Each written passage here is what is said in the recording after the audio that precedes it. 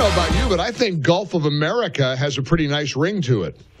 Yesterday, Donald Trump, the incoming president, the president-elect, 47 and 45, held an epic press conference at Mar-a-Lago, and the media went bonkers. Although, interestingly enough, despite him intimating military force to conquer Greenland, despite economic pressure to make Canada our 51st state, despite calling Jack Smith a moron, and despite suggesting that we rename the Gulf of Mexico the Gulf of America, yeah, they did react kind of wildly, but not as bad as it could have been. It's almost like they are coming to terms with the incoming Trump administration. Welcome in. Boy, do we have a lot to cover today.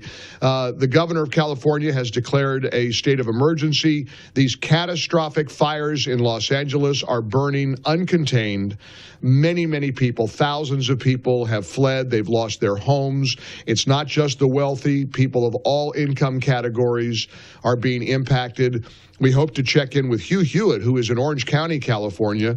I was a guest with him yesterday on a lighter topic. He wanted to hear all about ABBA Voyage in London, and I shared that, and also wanted to congratulate him on his new time slot, because Monday on some of our stations around the country who carry both of us, Hugh is moving from mornings to afternoons. He's going to replace Seb Gorka on the Salem lineup, and the great Chris Stegall is going to go into Hugh's slot beginning Monday.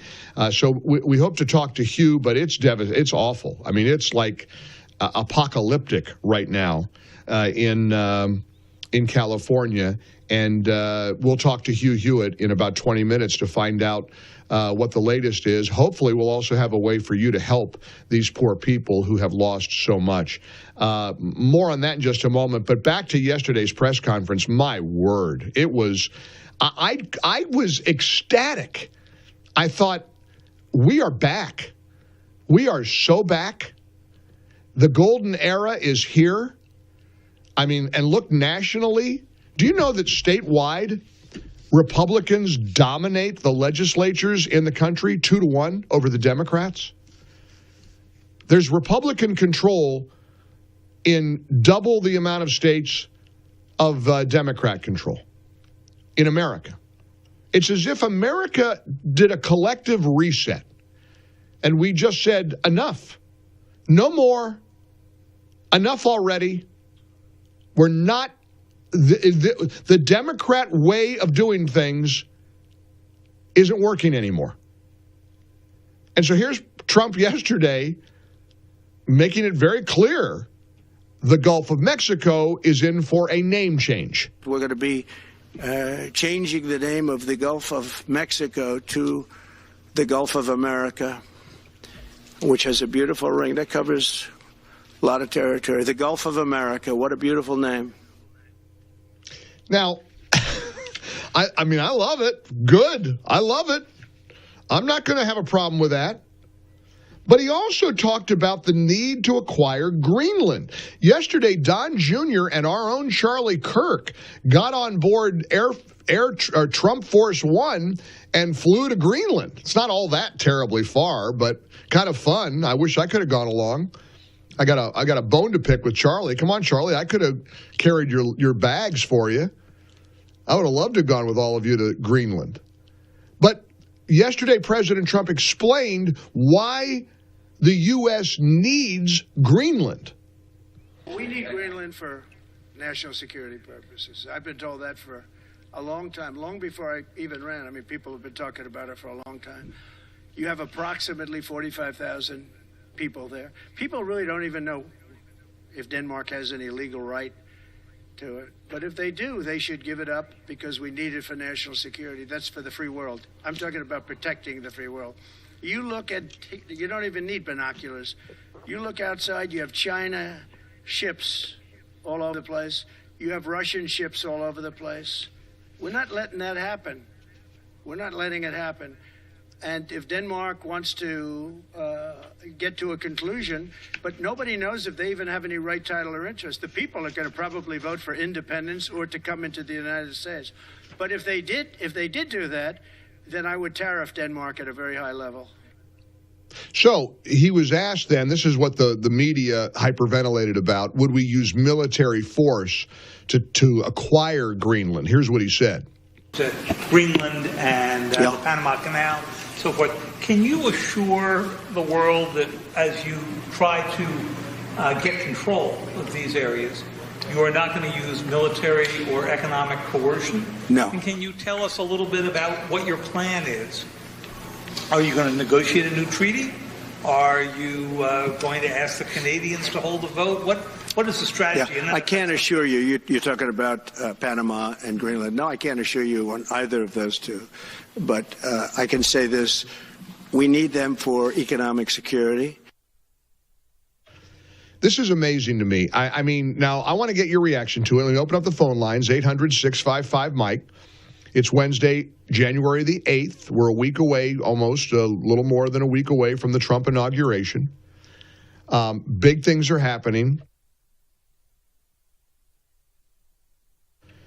Let's dive in together to the question about whether or not it's a good idea for Trump to go big like this. And this is big. Acquire Greenland, Canada 51st state, Gulf of Mexico becomes Gulf of America. I happen to agree with the Scott Jennings philosophy of what Trump is doing. Now, Scott Jennings is the lone conservative on CNN. He guest hosted my show a couple months ago. He's terrific. He's a breath of fresh air. I think he's the only guy on CNN who makes sense, but I believe that he makes sense on the issue of Trump going big. Keep in mind, there's no re-election. This is his final term. He's served 2 terms. He's got no worries about political ramifications here. Scott Jennings perfectly captures how I feel about Trump's press conference yesterday, but I'm not sure if it's how you feel, and I want to find out. I want you to give me your genuine, heartfelt reaction to him going big like this, with all of these bold pronouncements days before he even gets inaugurated. Here was Scott's take on CNN.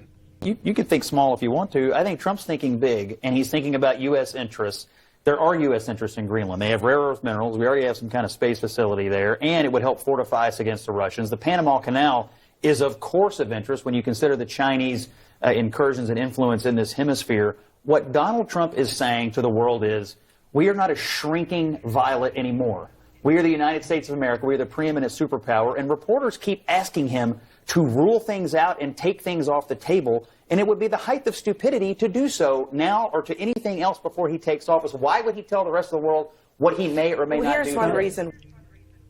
Now, isn't that the right approach? Or let me find out. Let me again turn it over to you. 800-655-MIKE, 800-655-6453, 15 past the hour. Happy Wednesday. It's hump day. We got a lot of breaking news out of California. These wind-fueled fires are erupting, and it's bad. It's really, really bad. Thousands of acres burned, many, many homes lost. We'll check in with Hugh Hewitt at the bottom of the hour, who is in Orange County, California. But first, I want to check in with you.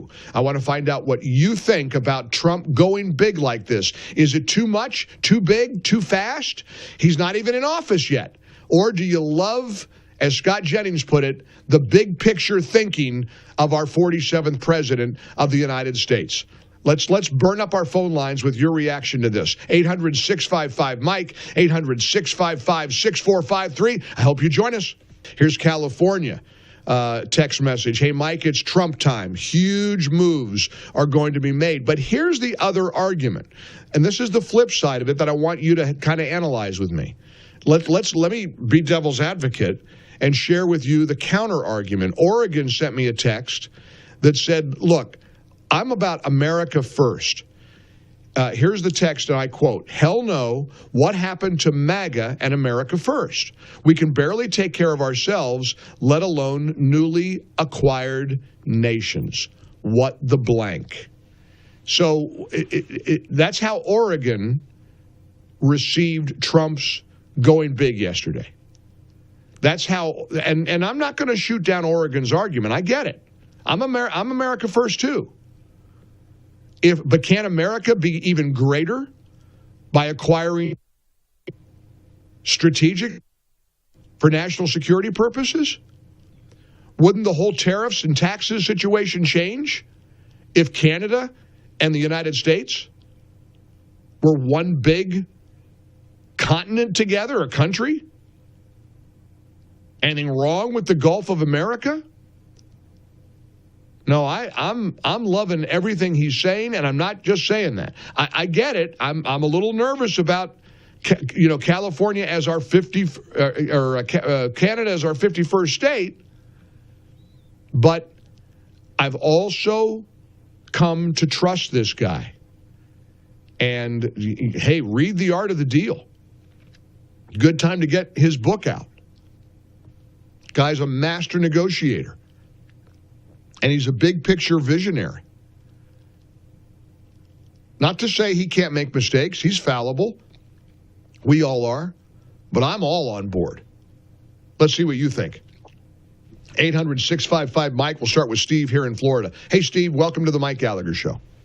Great show, Mike. You're doing a terrific job there, and you're informing the people. Thank you. Great thing. Listen, I really appreciate President-elect Trump, and his ideas are tremendous. We can make Canada into the 51st state. We can reclaim the Panama Canal, which should have never been given away in the first place. Let's see, what the hell? We can rename the Gulf of Mexico, Gulf of America. I love it, man. I love it all. The greatest visionary president coming into office for the second time we've ever had. Amen, amen. Thank you, Steve, and thanks for your kind words. 800-655-MIKE, one open line. And again, if you disagree, it's okay. Let me know. 800-655-MIKE, Alice in New York. Hello, Alice. Hey, hello. Hi. I'm up here where it's going to be a high of 10 degrees. I'll tell you what. Enjoying your show. You need some MyPillow flannel sheets, Alice. I do. I got to get you some flannel sheets. Well, I'm a Trump supporter in the Democratic state where we've got the Queen Hochul here. But anyway, I love Trump. I think he's got the world's attention, and I think it's time for us to laugh again over the media's nonsense and how they just buy right into it. And, be great if it happened, and even if it doesn't, it makes us laugh again, and when have we laughed? I love it. I love that so much. It's time to just be able to laugh again and smile and laugh them a while. Look, they're clowns. That's Sonny Hostin comparing January 6th to the Holocaust, to chattel slavery. You just can laugh. All you have to do is laugh at a clown like that. Incidentally, some news about her. Did you see her husband has been indicted on some kind of RICO charges, some terrible crime in New York? Sonny Hostin's husband. Yikes. Yikes. William's in Michigan. Hey, William, how are you? Good morning. Hi. I want to say, do we ever forget to remember the Alamo? I hope not. They said that so we never had to fight a border war over Texas again called Ukraine 2. Yep. It's South America like South Dakota. If we eradicate the cartels on the ocean and sink their boats and pay $5 more an hour minimum wage the further south you go in America, we don't have a border problem anymore. All righty. Thank you. Roger's in San Antonio. Hey, Roger. Hey, Mike. Thanks for taking my call. You bet. Just a quick comment on like the people from Oregon. People are just kind of against this. If we don't acquire Canada and Greenland, China's going to. Amen. So, there it is. Yes, sir. There it is. I mean, that's and that's his point, Roger, about this is a national security matter. There's a genius, there's a brilliance to what he said yesterday. All right, good to hear. Somebody picked him up. What happened to line 2? Boy, we are having a day on the phones here, so I hope the wildfires aren't getting involved with some of our phone lines because somebody picked up line 2 right in the middle of that caller. But hang in there. We just everybody take a breath. We'll regroup and check in with our buddy Hugh Hewitt, who's in Southern California, because this is apocalyptic, these wildfires. That and more next here on the Mike Gallagher Show.